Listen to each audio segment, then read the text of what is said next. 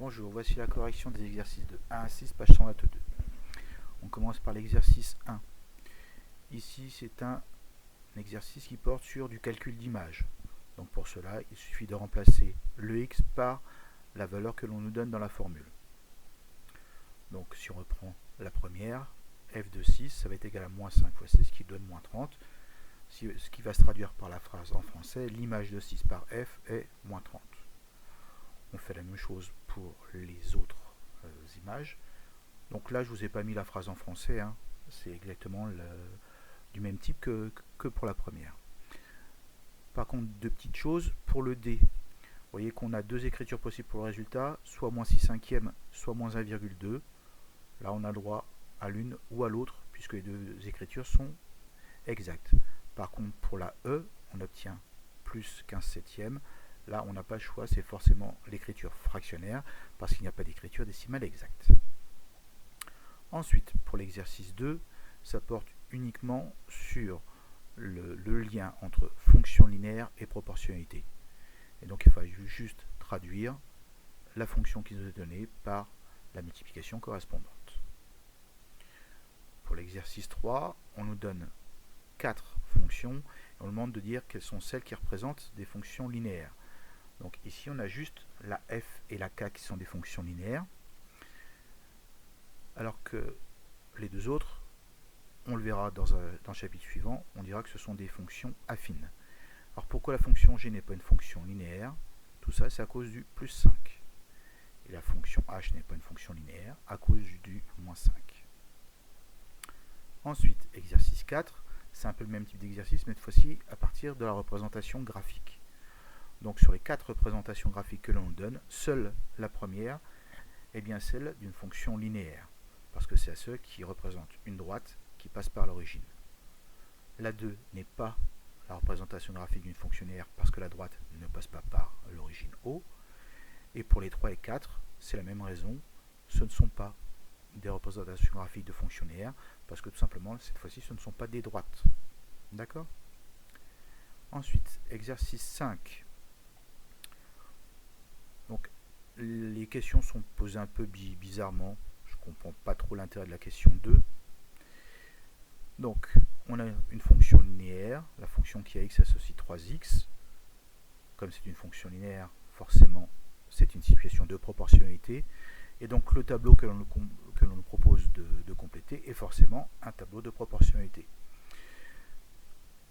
Donc, tableau de proportionnalité, le coefficient de proportionnalité correspondant, il nous est donné par la forme de la fonction. La fonction f, c'est la fonction qui est x associe 3x. Du coup, on passe de la première à la deuxième ligne en multipliant par 3. De cette façon, on va pouvoir passer dans le sens inverse de la ligne 2 à la ligne 1 en divisant par 3. Et c'est ainsi qu'on complète notre tableau de proportionnalité.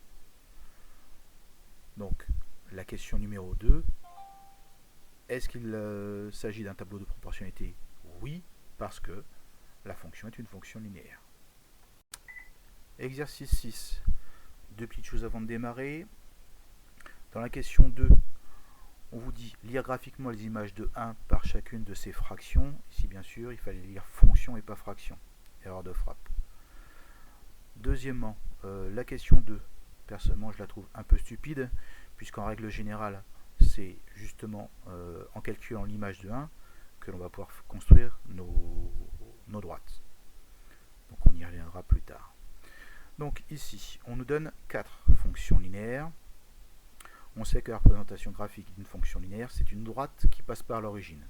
Donc on sait déjà qu'on va devoir tracer 4 droites qui vont toutes passer par le point O de coordonnées 0, 0. Ça veut dire qu'il nous reste à construire un point pour chacune des 4 droites à venir. Pour cela, on va déterminer l'image d'un nombre, celui que l'on veut. On va essayer de le faire astucieusement. Donc de calculer l'image de ce nombre, et de cette façon, on va avoir le deuxième point qui va nous permettre de tracer la droite. Donc pour la fonction f, j'ai choisi de calculer l'image du nombre 2. Ça nous donne 3 fois 2, 6. Ça veut donc dire que le point A de coordonnées 2, 6 appartient à la droite représentant la fonction f. Pour la fonction g, j'ai choisi le nombre moins 3. Image de moins 3 par la fonction g.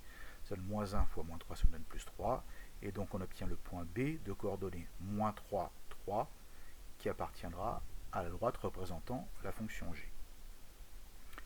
On se rappelle, l'ordre des nombres dans les coordonnées du point sont importantes. En premier, on marque l'abscisse du point, c'est-à-dire l'antécédent, et en deuxième position, on a l'ordonnée du point, donc qui va correspondre à l'image. Ensuite, pour la fonction h, j'ai choisi le nombre moins 2. Image de moins 2 par la fonction h, 1,5 fois moins 2, ça nous donne moins 3. Et donc le point C de coordonnées moins 2, moins 3 appartient à la courbe représentative de la fonction h. Pour la fonction k, j'ai choisi le nombre 3. Image de 3 par k, moins 2 tiers fois 3, ça nous donne moins 2. Et donc le point D de coordonnées 3, moins 2 appartient à la courbe représentative de la fonction k. Pour les deux dernières fonctions h et k, c'était les deux pour lesquels il fallait faire un petit peu plus attention. Tout simplement, c'est plus facile de placer des nombres entiers sur un graphique. C'est pour cette façon qu'il fallait mieux choisir un nombre pair pour la fonction h. De cette façon, le virgule 5 allait disparaître. Et pour la fonction k, il fallait choisir un multiple de 3. De cette façon, le tiers allait disparaître. J'espère avoir été clair, que ça vous aura aidé. À la prochaine.